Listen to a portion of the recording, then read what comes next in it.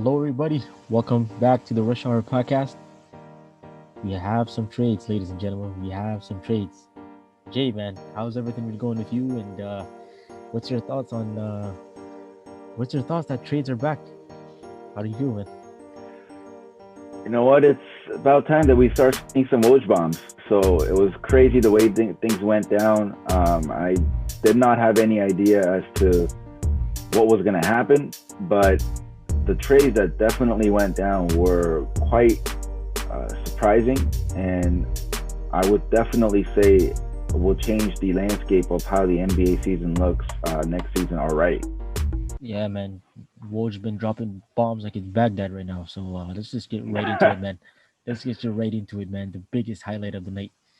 You know which one I'm talking about. CP3. So Chris Paul got traded from the Oklahoma City Thunder after a remarkable season where many people thought that he wasn't going to be having a successful season. People doubted him. He managed to arguably have a great season. Some people have voted him as a potential, well, not directly in the MVP conversation, but a very honorable MVP mention.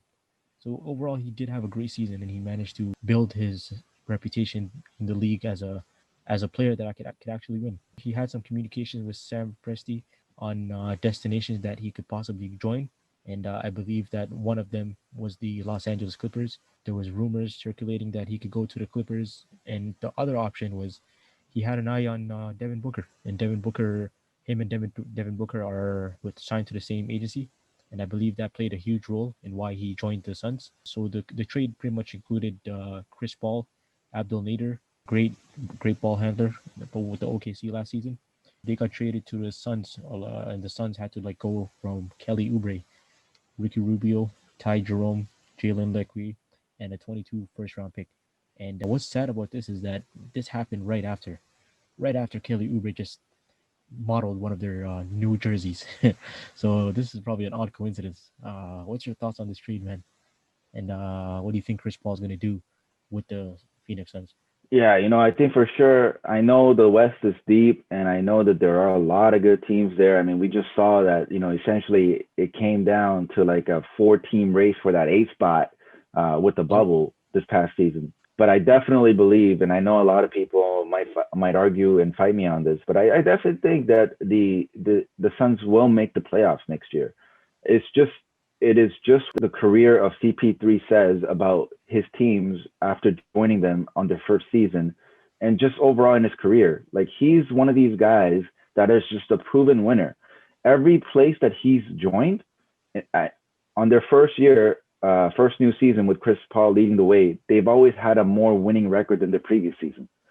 And if we can take away anything from the Suns going 8-0 in the bubble and defeating great teams along the way, I definitely think that, you know what, DeAndre Ayton, Devin Booker, Chris Paul, that's a big three. That's a legitimate big three. I know a I lot of agree. people are gonna, a lot of people are gonna say no. Like, if Harden goes to the Nets, Harden, KD, Kyrie, that's a big three.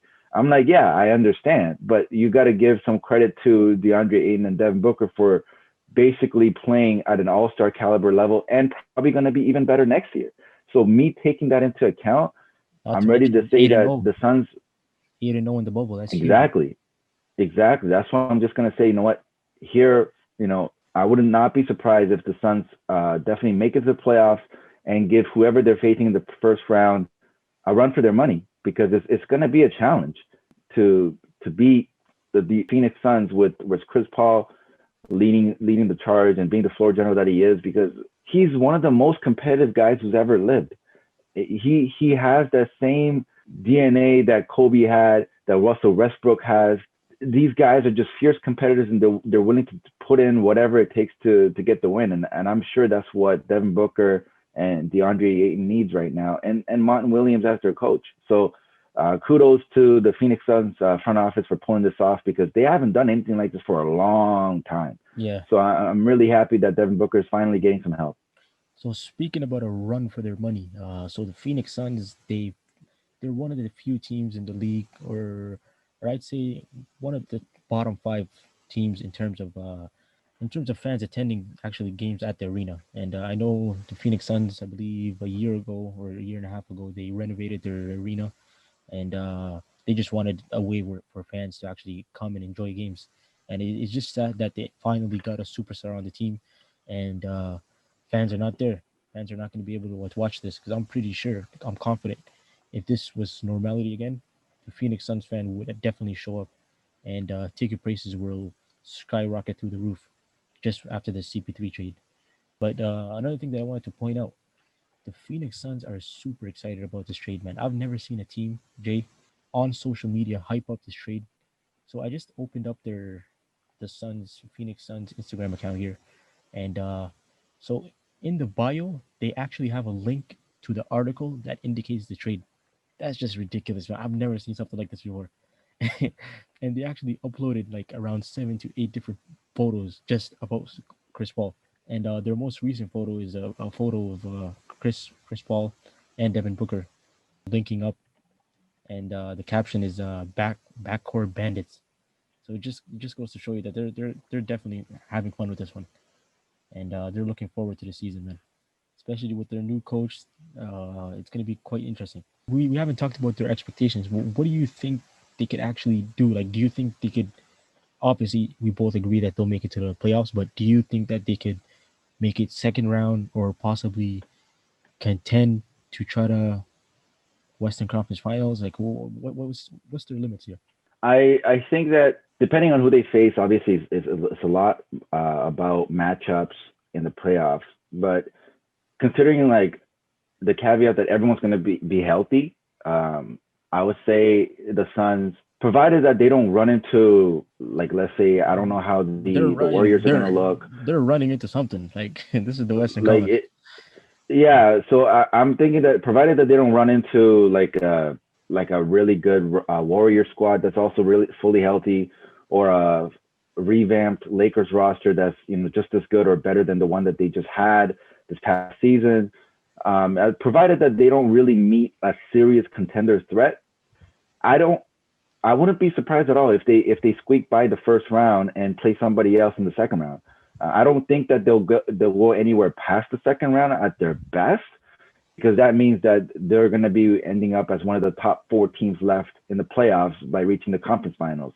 So I don't think that they're yet. They're there yet, but I think that would be a huge development boost and a confidence boost for the likes of Devin Booker and DeAndre Ayton. I mean, CP, he's played really well in this past season, but we all know that Father Time is undefeated. Oh yeah, We can yeah, ask other legends like Dwayne Wade what happened with his game.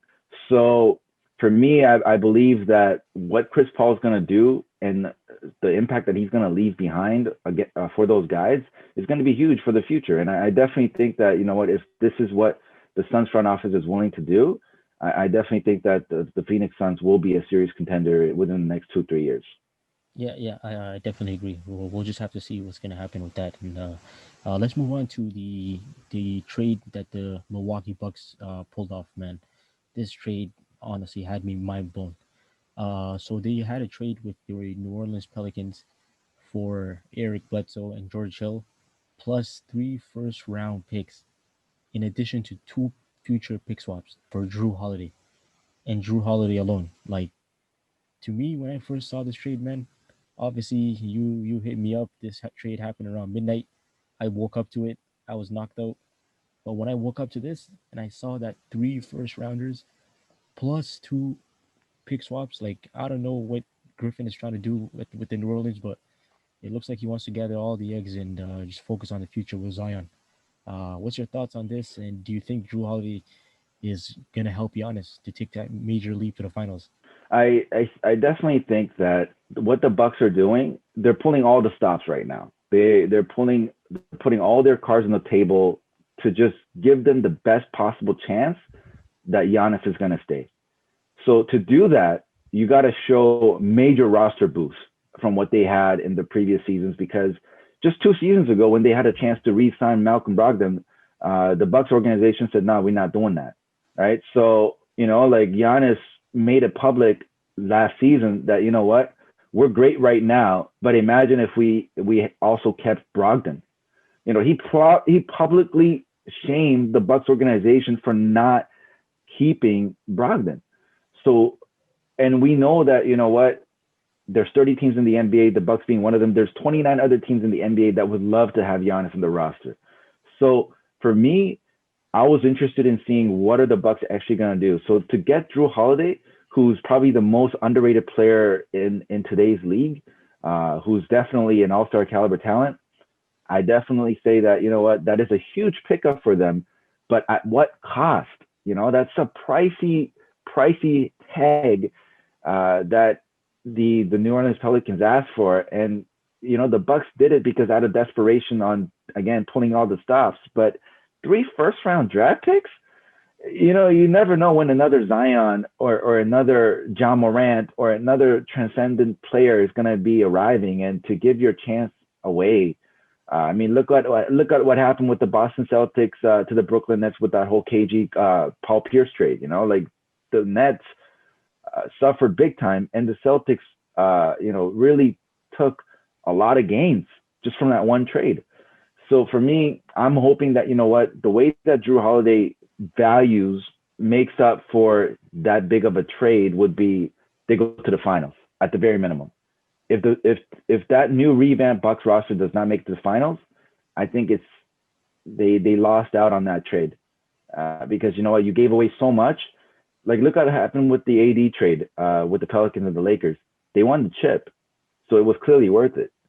But provided that, let's say, you know what, the Lakers somehow lost in the second round or in the conference finals, they would have got so much heat for falling short because of what they had to do to get a guy like AD. So Now, Jrue Holiday is nowhere a guy near AD, but still, it's just what is on the line. Because, you know what, if the Bucks fall short again, you know what, Giannis is going to take notice, and he probably will leave at some point. but a trade like this, where they just completely destroy their quote unquote future, just getting rid of all these picks, I do think that they got some sort of verbal agreement from Giannis that if they do pull off a trade similar to this, he could potentially sign for that supermax. So do you think that Milwaukee is going to sign Giannis to the supermax right now, or are they gonna wait until 2021 and free agency just happens and he gets the chance to leave, just walk away? What do you think the Milwaukee Bucks front office is going to do within these next few days? I think they'll now look to solidify their bench because their starting lineup is pretty hefty right now. I mean, you got Jrue Holiday, you got Bogdanovich, Giannis, Middleton, and probably Brook Lopez, provided that everything's going to work out with him and his deal. It, that's It's Robin Lopez, the one that declined his player option. okay. So then they got their Brook there. Brooks, yeah. Yeah, I mean, that's, my gosh, dude. That's how do you not give credit and the legitimacy of that new Bucks team, and thinking that, you know what, they're right there. They're right there with that roster.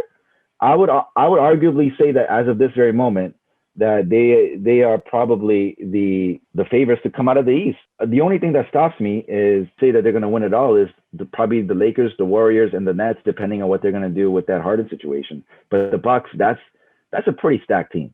I agree, man. I think you kind of jumped the gun there with the Bogdanovich trade. So Sacramento was involved for a sign and trade for Bogdanovich to Milwaukee, and they're sending DiVincenzo and Ersan Ilyasova to Sacramento. In addition to that, Jabari Parker, the former second overall pick in 2014. It's sad to say, but he just picked up his $6 million per play option. I'm just assuming that former injuries and his prior injuries led him to do that. But it's just sad to see that, because I had a lot of hopes in Jabari Parker, man. I thought he was gonna make a bigger impact in this league, but looks like he's out here picking up player options. Yeah, I mean, guys like that, it is a sad story to me. Guys like that, they're robbed by injuries, but you know they're trying to make the best out of their situations, and that's what you got to give credit to those players for, because you know what, at the end of the day, you don't get a chance like this in many people's life, and you know what, one contract worth six, you know, in millions of dollars. Like, how many of us can actually say, you know what, we signed one contract and we made millions? You know what I'm saying? Like, unless you're a musician or you're an athlete, you know, that doesn't really happen. Yeah, man. it is what it is, I guess, and we'll just have to see what Sacramento's going to do moving forward, especially with De'Aaron Fox, because he's definitely gonna he's expecting a payday too after his rookie contract. But moving on to the other trade between the Los Angeles Lakers and Oklahoma City Thunder, it looks like LeBron had to let him go, man. So the trade included Dennis Schroeder alongside the Lakers' 28th pick in this year's draft for Danny Green. You know what's funny about this trade, Jay? So Danny Green has this podcast, Inside the Green Room with Danny Green, right? And just I think a week ago, he had Rob Pelinka on the show, and it's funny because there was a certain portion in that interview where he said, "Hey, I'm looking forward to get back to training." And I just find it funny that a week later, the man just trades him, man. What a ruthless business. He also had Jeannie Buss on the show as well, right after the championship. So it looks like he interviewed his two bosses and they shipped him off to Oklahoma. What's your thoughts on this trade? And do you think Dennis Schroeder is indeed going to help LeBron and AD try to make it to the NBA Finals again? I think it is going to help. I understand that playoff P. I mean, not playoff P. What am I talking about? That's pandemic P. But playoff Rondo is a real thing. He's proven that. But to me, the Lakers just don't have the roster or the salary space to get a guy that good, that young, that talented in a guy like Dennis Schroeder. So And that major fast. credit, That and that's fast. fast.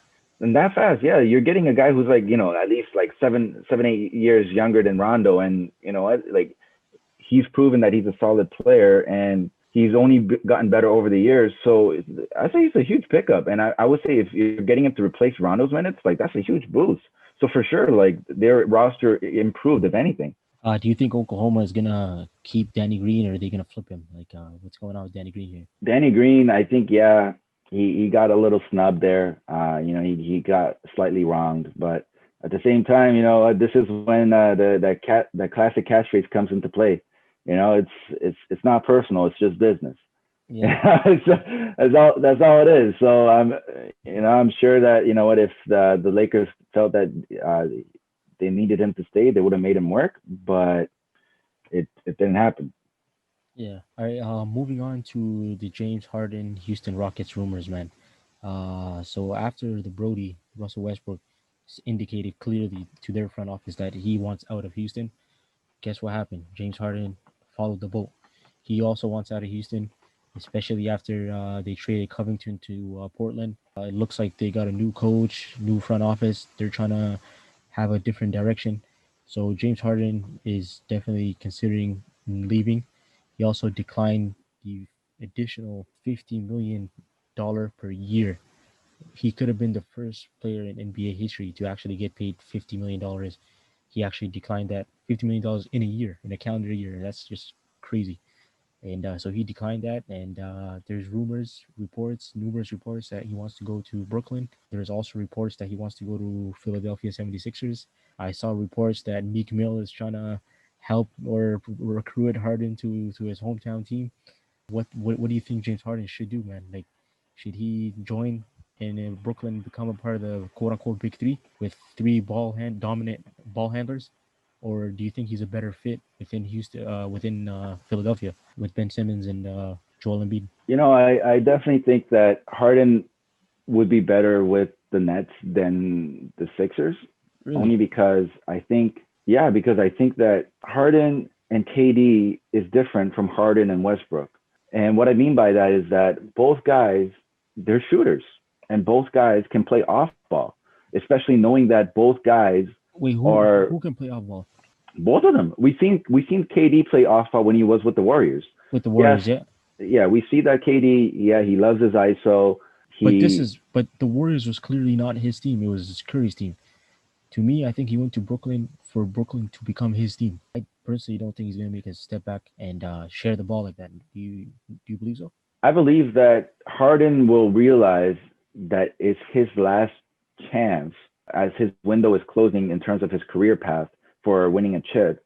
So he'll make it work because he knows that this is his best chance to go to the East, join up with KD and Kyrie, and depending on what happens with the rest of the roster, if guys like Dinwiddie and Karis LeVert are still there, but Harden will make adjustments in his game. So will KD. Yes, KD, he wasn't the main face of the Warriors because that's Curry, but neither KD or Harden will care if they're labeled and tagged as the franchise guy, because KD, why he won't care is because he's already proven now. He's won a chip. He's a champion. He's done everything that he needs to do to put himself in that conversation of one of the greatest ever. And he's definitely, in my opinion, probably the greatest scorer ever. But with Harden, he will adapt and he will make things work, because you know what? He realizes that what he was doing in the past hasn't worked out. And he realizes that he's playing with other legitimate players who are just as good as him, if not better. He probably didn't think that of Russell Westbrook down low. Like on the DL, he probably thought, you know what, like I don't know why Westbrook's like, want to take over games, have the ball in his hands, take those shots, make those plays, get those turnovers when I should be that guy. I understand that they're both former league MVPs and all this, but Harden knows that he's that guy. And the sad thing is, Westbrook also believes that he's that guy. That's why it just didn't work out. And that's why Westbrook wanted out. So I believe that Harden and KD will make a better duo. Obviously, it'll be a victory with Kyrie there, but because they can complement each other's games, they're both capable of playing off ball. They're both capable of shooting the ball. They're really good free throw shooters, and they're gonna be making smart plays as they're both able to pass the ball as well. And on the defensive end, we've seen what James Harden can do when he actually makes up his mind and steps up on the defensive floor of the court. I think his So defensive role will actually improve because he'll be handling the ball less and he'll just be more energized on both ends of the floor. yeah, I fully agree. And to top it all off, I'm just gonna say why the Nets, not the Sixers, because with the Sixers, you gotta take this in. The Sixers, that's like, that's a disaster situation right now. It's a hot mess. Ever since Jimmy Butler left, they've just been falling short of expectation in so many ways this past season. Like, let's start with their road record. How crappy of you is it that you're so good on the at home, basically almost undefeated, and then you go on the road and you lose to bums? Like Yeah. that's unacceptable. Right? You look at the road record of what they had before pre-pandemic, you see that they messed up big time. And then you look at their plus minus with Embiid and Simmons. I understand that there's injuries, there's roster changes, but over the past few years, it just hasn't gotten better. It's gotten worse. And Embiid and Simmons, especially Embiid, he's always an injury risk, right? He's a huge injury risk. And his conditioning is always proven that, it's not where it needs to be. So why would Harden go there when he knows that he's got a better roster, a better coaching staff, and better people that he can relate with and chill on the court, on and off the court with, rather than playing with guys that are out there in Philadelphia where he doesn't know them very well. Like his relationship with KD and Kyrie, it's a lot more fluid than it is with Ben Simmons and Joel Embiid. So so I think for a multitude of reasons, it would be smart, and it is smart, that Harden is really pushing the Rockets front office for making this trade happen. And the reports are that they're nearing a deal. And if that does happen, I believe this is a win-win for both the Nets and the Rockets, provided that the Nets don't give up their entire future. Not only is he reuniting with his former OKC buddy Kevin Durant, he's also reuniting with his former coach Mike D'Antoni, and that's going to be quite interesting, man. They both understand each other pretty well, and I'm not saying Steve Nash is just a puppet over there, but I think Mike D'Antoni is going to have a significant role in what Brooklyn does, man. But that's all we have for all the major trades as of right now. Actually, I just refreshed all these feeds, and there's no major trade updates. But I believe either tonight by midnight, like what happened last night, there is going to be major updates, especially tomorrow as well. But just to wrap everything up, I just wanted to talk about Jamal Murray. So the Knuckleheads podcast with Quentin Richardson and Darius Miles, they had an episode with Jamal Murray. I'm not sure if you got a chance to see that, But you know how in that podcast they always ask players, "Hey man, what have you done? What have you done with your money since you got traded or since you got into the league?" And Jamal Murray, who made approximately 173 million up until this date, or up until his contract ends. They asked him, they were just asking him, "What have you done? Bought cars, this and that?" And he goes like, "Nah, man, I haven't been doing much. I was just saving up my money." Like he ended up saying that he rents cars while he lives in Denver. Like a player that makes 173 million up until this date doesn't even own a car. He said, "How mind blowing is that, man? Is this guy just stingy, or is he just trying to save for the greater good, or what do you think? What's going on with Jamal here, man?" Yeah, so he's definitely being a penny pincher, right? It's just there's no need for that. I mean, I'm not sure what his parents have taught him, or his godfather Steve Nash has taught him, but I mean, he already has generational wealth, right? I mean, we're Yeah, talking about hundreds of millions. I mean, he could probably take care of like his grandkids, grandkids with that money. You know what I'm saying? So it's just this is like a completely unorthodox way of handling your money. But Quentin Richardson was like, "Hey, all you car dealerships out there, sponsor this guy, give him a car, lease him a car, and don't let this man rent no more cars." So we're gonna see what all these Denver car dealerships are gonna do from now on. yeah, and for sure they'll probably do something because they understand how big Jamal Murray is and how big time that of an attraction that he is to Denver, right? To Denver and Colorado because he's he's been getting better every year. Everyone's seen what he's able to do in the playoffs. He's big time, and he's only going to get better because he realizes that what I think this past playoff run was huge for him because now he knows that what he can be that guy, with Jokic with the Joker, and he can fit in with the highest caliber players in the league when it matters most.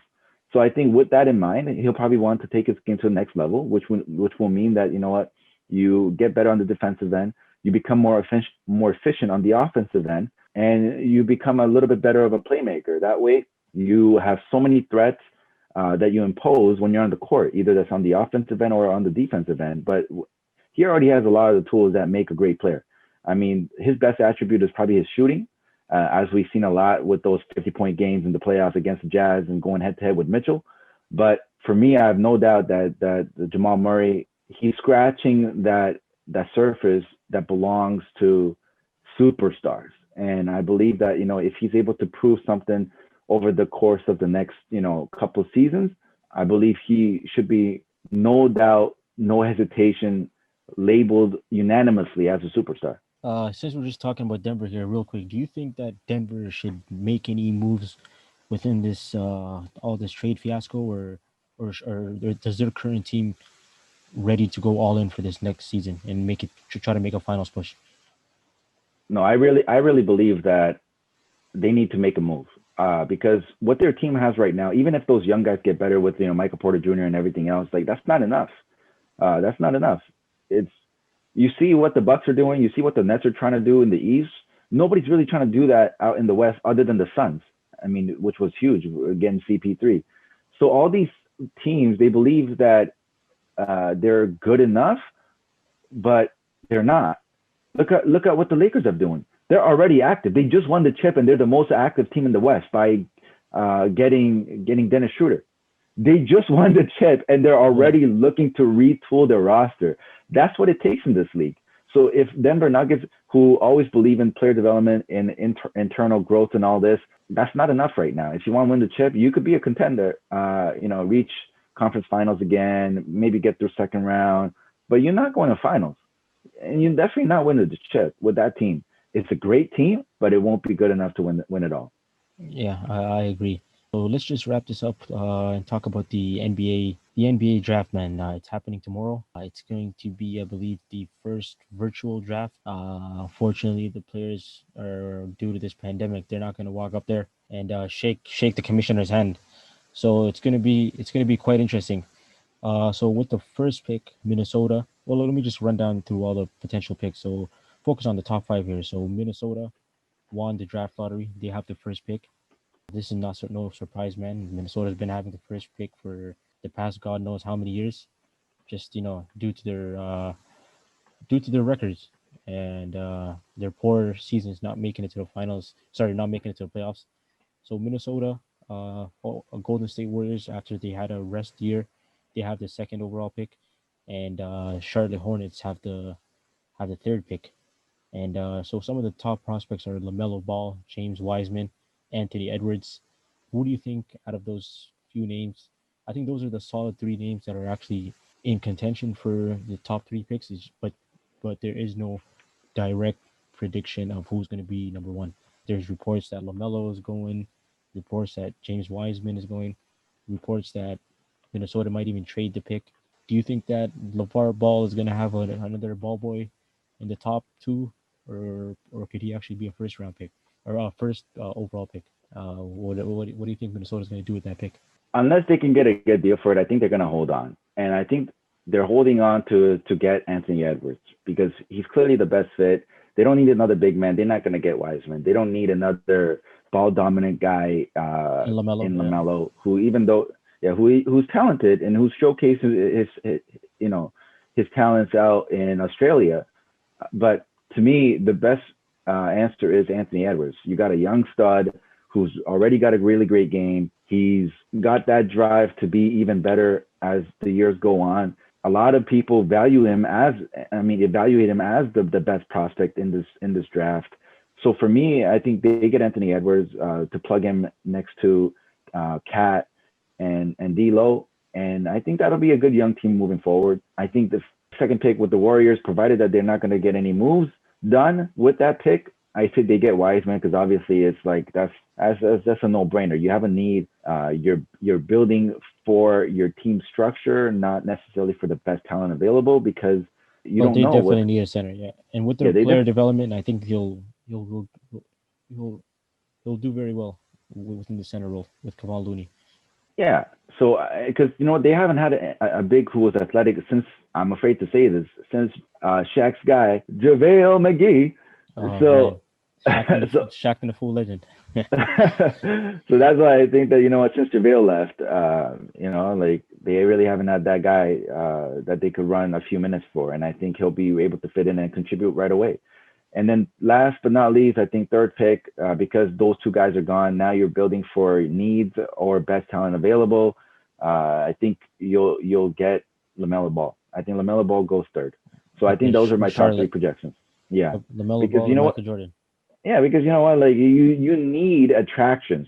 Terry Rozier isn't an attraction. No offense. Oh no, no man, that's a So horrible contract. yeah, so you gotta have the Ball family there. They'll bring their whole freaking entourage, and LeVar could build a farm out there. They'll be good.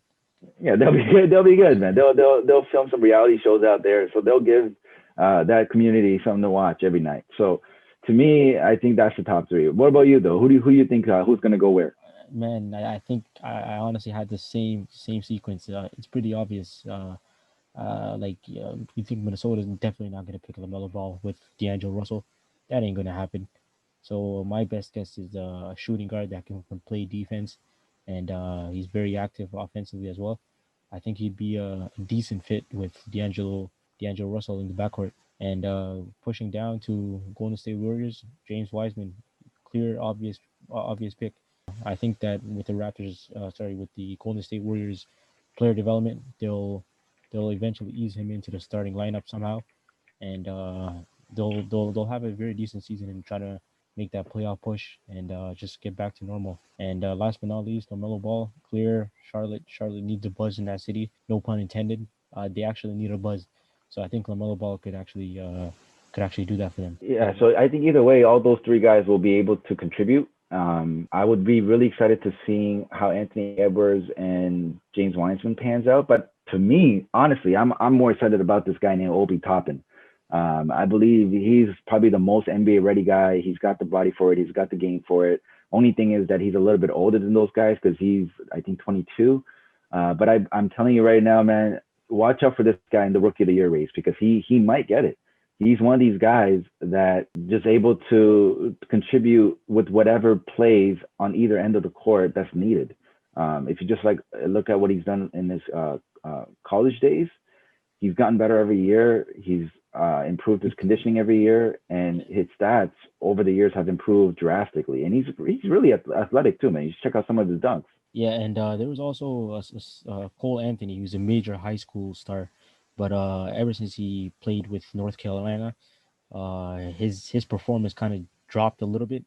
So I'm looking at some of these mock drafts. So initially, when he was a high school star, he had video, YouTube highlights everywhere. People predicted him to go number one overall in the 2020 NBA draft. But now I'm just looking at these mock drafts, man. He's a late lottery pick. So it'll be quite interesting to see where Cole Anthony is going to end up. And I think this draft is going to have a lot of hidden gems. And we're just going to have to wait and see tomorrow, man. It's almost 24 hours away. I'm looking forward to it. We're going to see what's going to happen. Yeah, and we'll probably be back, as soon as the draft is done, either the day of or the day after, to give our take. But I think for now, I mean, it's just a lot of anticipation, because you know what? Who knows what teams are actually going to hold on to their draft picks, first of all, right? So it's Yeah, it's going to be, it could be a huge shuffle in trades. So we'll find out. Yeah, so we got to see what's going to happen. So hopefully, all the listeners, stay tuned for what's going to happen with the NBA, and please keep listening to what we produce. If you like it, it's a great boost for us.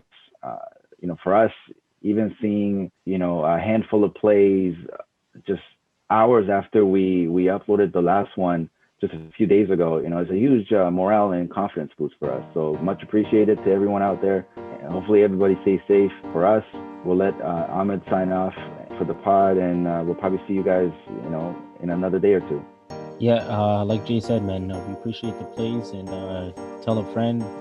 We're just out here talking about basketball, and we're looking forward to the season. It's going to be a very interesting season. With that, signing off for the night, and looking forward to the NBA draft tomorrow. Catch you guys on the next episode. Peace. Peace. Take care.